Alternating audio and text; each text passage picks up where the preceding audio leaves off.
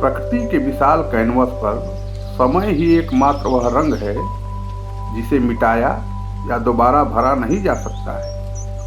हम अक्सर कहते हैं कि मेरे पास समय नहीं है, लेकिन सच तो यह है कि समय हमारे पास ही होता है, बस हम उसे उन गलियों में खर्च कर देते हैं जहां से कोई प्रतिफल नहीं मिलता। समय प्रबंधन केवल एक घड़ी की सुइयों को नियंत्रित करना नहीं है, बल्कि यह अपने जीवन के उद्देश्यों को प्राथमिकता देने का एक आध्यात्मिक और व्यवहारिक अभ्यास है। कल्पना कीजिए कि आपके बैंक खाते में प्रतिदिन 84,400 रुपये जमा किए जाते हैं, लेकिन शर्त यह है कि दिन के अंत में जो भी बचेगा वह शून्य हो जाएगा।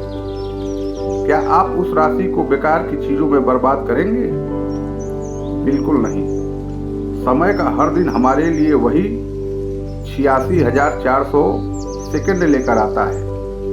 इसे हम निवेश करें या खर्च, यह चुनाव ही हमारे भविष्य की नींव रखता है। वास्तविक जीवन में समय प्रबंधन का सबसे बड़ा शत्रु कल पर टालने की आदत है। हम अक्सर जटिल कार्यों को देखकर डर जाते हैं और उन्हें टाल देते हैं, जबकि सरल लेकिन महत्वहीन कार्यों में व्यस्त होकर संतुष्टि महसूस करते हैं। इसे व्यस्त रहने का भ्रम कहते हैं। सच्ची उत्पादकता तब शुरू होती है जब हम ओजस्वी प्राथमिकताओं को चुनते हैं। आइजनबार्ग मैट्रिक्स का सिद्धांत यहाँ संजीवनी का कार्य करता है। जो कार्य महत्वपूर्ण है लेकिन जरूरी नहीं, उन्हें कल के लिए छोड़ने के बजाय आज के लिए ही नियोजित करना इस श्रेष्ठता का मार्ग है। समय का प्रबंधन अर्थ नियंत्रण का काम भी नहीं है।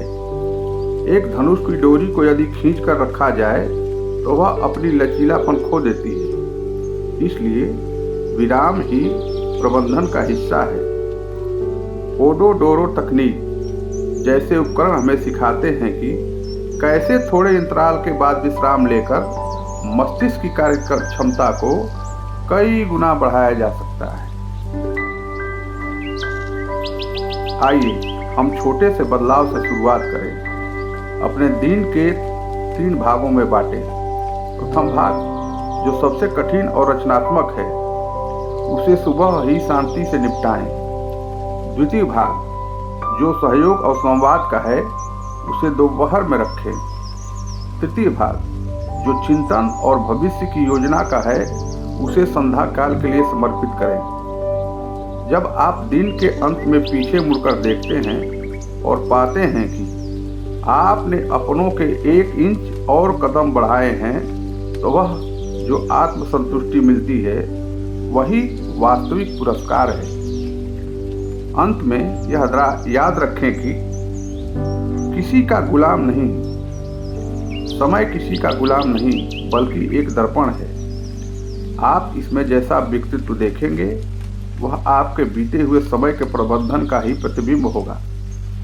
घड़ी की टिक टिक आपको याद दिलाती है कि जीवन सीमित है, लेकिन यदि आप इसे सलीके से जिएं तो यह अनंत काल तक याद रखा जा सकता है।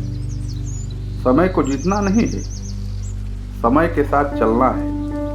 अपने लक्ष्यों को स्पष्ट करें, अपनी प्राथमिकताओं को पहचानें और आज से ही उस घड़ी की तरह की टिक टिक को अपने सपनों की उड़ान के ताल से ताल मिला लें। याद रखिए, आने वाला कल आज की सही दिशा से ही निर्धारित होता है। बहुत बहुत धन्यवाद। नमस्कार।